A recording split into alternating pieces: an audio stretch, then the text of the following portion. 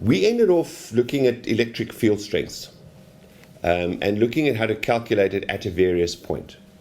Now, one of the things that comes up is that this electromagnetism issue that we're going to be discussing today, they are all linked, okay?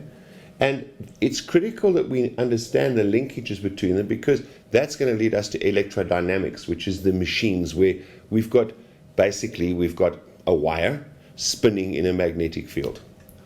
One way or another, either we spin it by hand or with a motor, or we use the magnetism and the current to spin it. So what are we going to be talking about? We're going to be looking at two wires, okay, that are carrying an electric current. Now, there's a rule, it's called the right-hand rule. What it says is that if you take your thumb and you point it in the direction of which the current is flowing, your fingers that curl around like that give you the direction of the magnetic field around it. Right? So if we take a wire, let's take for example the rule as a wire, I hold that way and I know the current is flowing from there to there. I know that the magnetic field is going around the wire this way. Right? How do we diagrammatically represent that on a piece of paper? Well, there's two issues that we have to do first. The first one is we have to come up with some kind of rule that everybody else is going to use to show. Because we can only write it on a plane, and we're trying to represent 3 dimensions. The first one is a dot, and the second one is that. If you think of an arrow, I think that's where it came from, or a dot. This here is the point of the dot as it's approaching you, and that there is the tail of the arrow or tail of the dot as it's going away from you. So what does this mean? It means that this is coming out of the page and this is going into the page. Okay. Now, once we've decided that we're all going to use the same thing, we can now look at what the magnetic field around these would be. Let us take, for example, that we've got 2 coming out of the page. Okay? So what do? We take our right hand, we take the thumb in the direction of the current, which is now coming out of the page. Okay, let me just draw the little circle around, just for completeness sake. We've got coming out of the page, we've got it going around that way. So we can draw it. We can say, right, tell you what, let's let's change color. Let's go to a red for this one. All right? You can see that we are going to be going around that way. See? Out, and it's going around that way. Similarly, I can go to the other side, and I can do the same. We can say it's going out of the page, therefore my current is coming at me, so my magnetic field is going like that. Okay? So far, so good. So what is actually happening here is that these two currents, right, are creating each an independent magnetic field. The resulting magnetic field of these two currents is we've got to put the two together, right? So you can see here, let us just say, this red one is going up. Let's take perhaps blue. So the red one is going up, that one is coming down, so they tend to cancel each other out over there, right? So we end up with a field that looks something like that. Okay, and it's going this way around like that, because the two fields have cancelled each other out in the middle, right? And what does it say to us? It says, right, therefore, two magnetic fields that are in these wires, around the wires, are going to interact with each other. Okay. Let's have a look at a different problem, and then we'll get down to what happens with these things. Let us say that we've got over here coming out, and it's going in over there like that. Well, Let's go back to it. The red one's coming out, so we're going to be going around that way. Correct? This is what we're going to be doing over here. And let's go to the green one and see. Now this one's going in. So it's going around that way. Isn't it? Right? Okay. So what have we essentially got here? If we look at these flux lines over here, these ones are tending to flow through and reinforce each other. Okay? So that gives us, between them, these ones are in the same direction, so they are kind of reinforcing each other. Okay? These ones are in the opposite, they're cancelling each other out. Okay? What eventually happens here is that we get, between the conductors, we get a force of attraction between them, and over here, between these two conductors, we get a force of repulsion away from each other. Now, if we think about the things we need to take into consideration, if we've got these huge power lines carrying large currents, right, we have to understand that that actually is a very real force. Because if you put them too close together, right, you're going to get an interaction between, and they're going to push the conductors away or pull the conductors together. Not something we really want, right?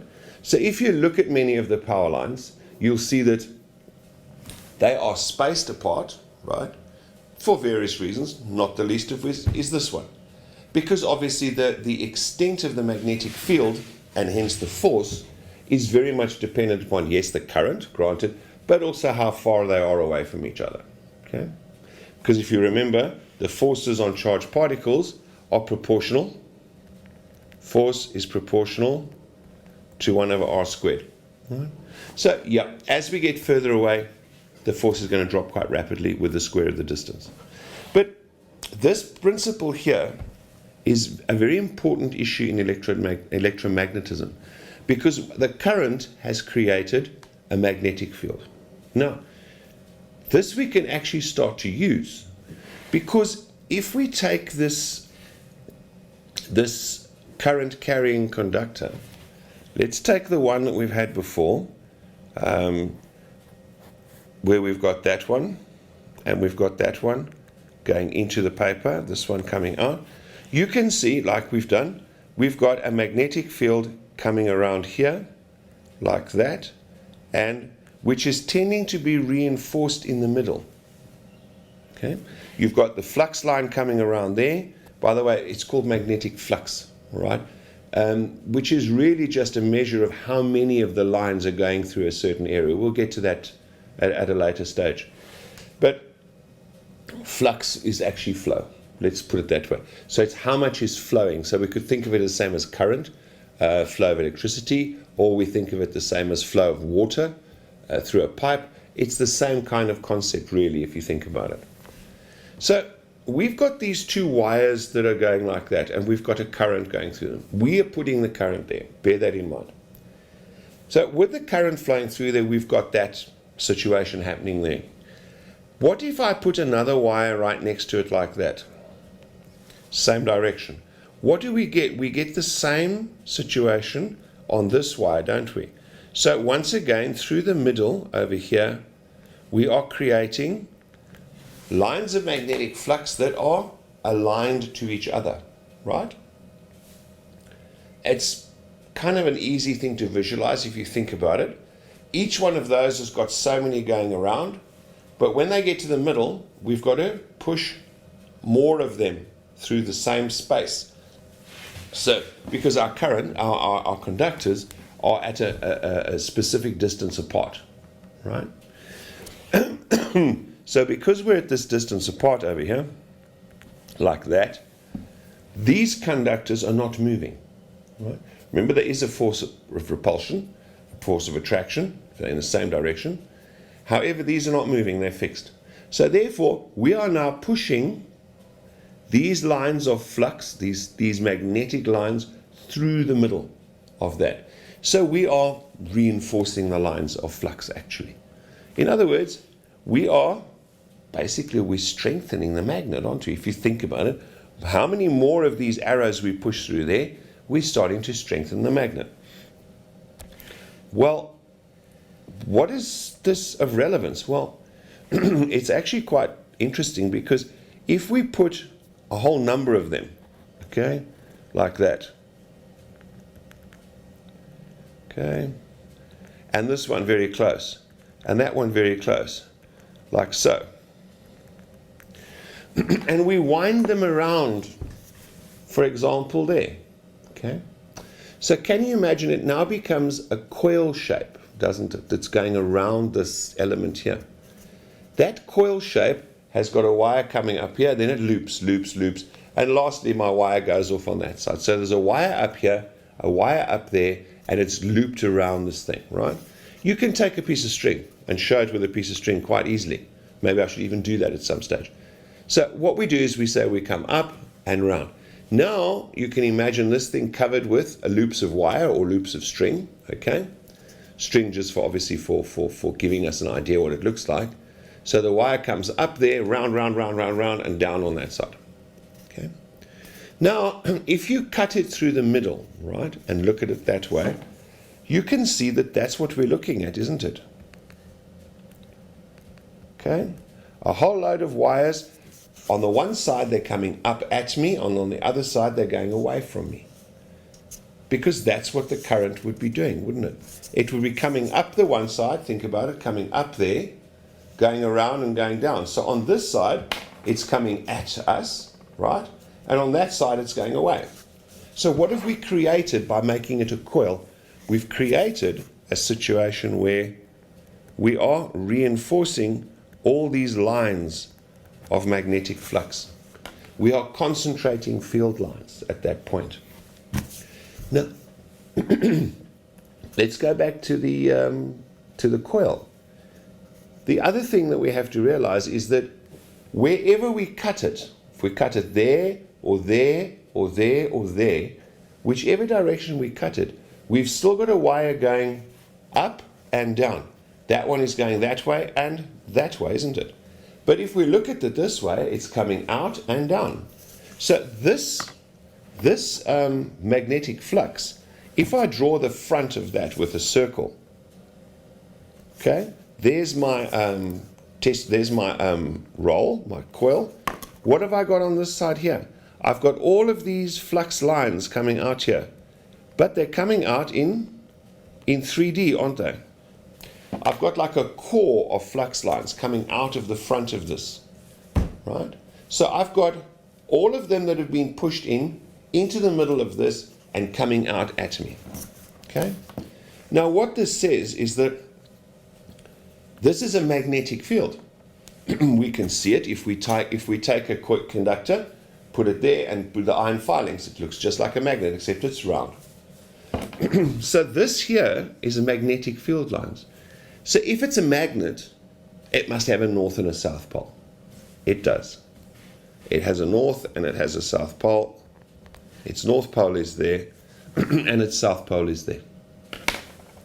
So in all of this, okay, what are we doing is we're taking this wire over here, doing the field that way, going that way, doing the field that way. At the end of the day, I get a three-dimensional round, remember, like that. I get a round core of flux lines that are all concentrated, being pushed through that tube, right? Which gives me a north pole on the one side and a south pole on the other side. Okay? Now, what have we done? We've actually created a magnet, haven't we? So by passing a current through a coil, we've created a magnet with a north and a south pole. Okay? Granted, the magnet itself, if you think about it, it's a magnet made out of air, isn't it? Because the magnet is here, the north pole is here, and the south pole is here. So as long as the current is flowing, the magnet is still there, the north pole is still there. Well, where would you see one of these? Actually, I don't know if you've seen in a scrapyard, You often see these big cranes with this big flat disc that picks up cars and then just turns them and drops them onto, I suppose, the place where they're crushing them or whatever. What have we got there? We've got an electromagnet, right? So in essence, the moment, as long as the current is flowing, we've got a magnet, right? So when the current stops, the magnet must stop. Because if we switch off the current over here, let's just go back to it and we say, right, over here, these are all carrying a current, remember? We're carrying a current in there and we're carrying a current in there going in and coming out there, ditto there. If we suddenly say, right, current, no current through it, what happens to the North and the South Pole? They disappear. So as long as the current flows, there's a North and a South Pole. So what have we got? We have got, in essence, we've got this disk over here. Let's just draw it. We've got this disk over here. Okay, just some very simple. Let's just give it some sort of depth over there like that. It's got being carried by a crane, and as long as there's a current flowing into it, right, it creates, with coils and windings inside there, it creates a North and a South Pole. Well, what happens? We've got a magnet, and if we've got a wreck of a car down the bottom here, right, okay, it's going to pick that car up, isn't it? And then it'll swing it, and if they want to drop it, just kill the current. So the moment the current's killed, magnet gets switched off. That's where we'd use it, right? Where else would you use it? If any of you have had the fortune to go to Shanghai, you'll see that they've got a maglev train. What is a maglev train? Well, basically what you've got is you've got the fact that we're exploiting the fact that we can create the magnetism, right? So we can create a North and a North Pole, which means that if you think about it, you've got, let's say, a rail over here and a rail over here, and you've got something sitting there. If you pass a current through these, we can create a North Pole here and a North Pole here, right? What happens when we've got two North Poles next to each other? This lifts the train off the tracks. So the train starts to float off the tracks, doesn't it? Okay. So that you've got magnetic levitation.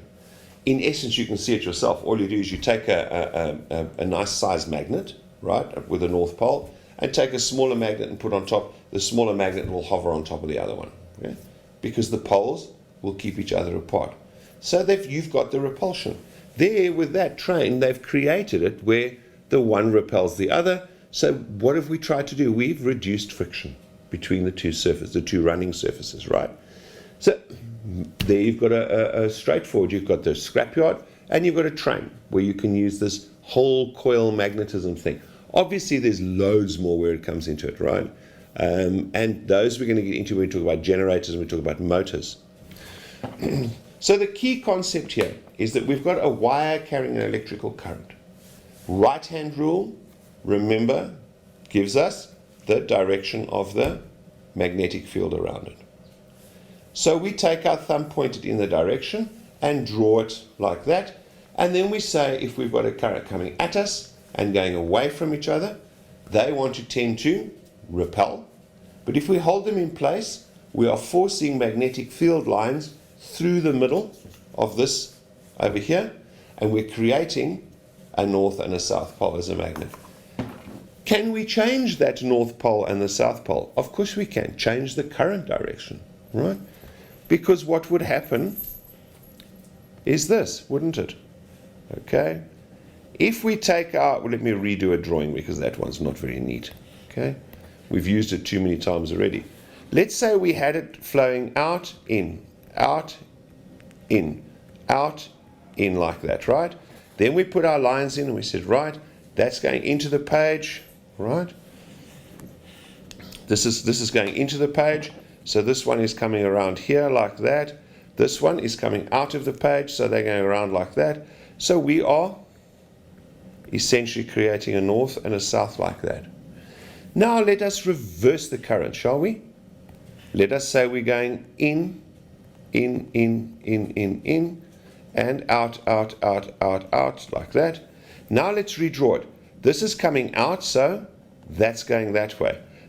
Right? This one's going in, so it's coming that way. So we are reinforcing our flux lines in that direction, and there's north. Okay? So if you've got a current flowing and you reverse it, you can change the direction of the pole. Think about it. I mean, if you change it, you could use it to lock or unlock. To remove something, you change the direction, keep it locked, keeps that way. The other way, it would then unlock it. So this is what we're talking about when we talk about this electromagnetic force or field that we've got around a current carrying conductor.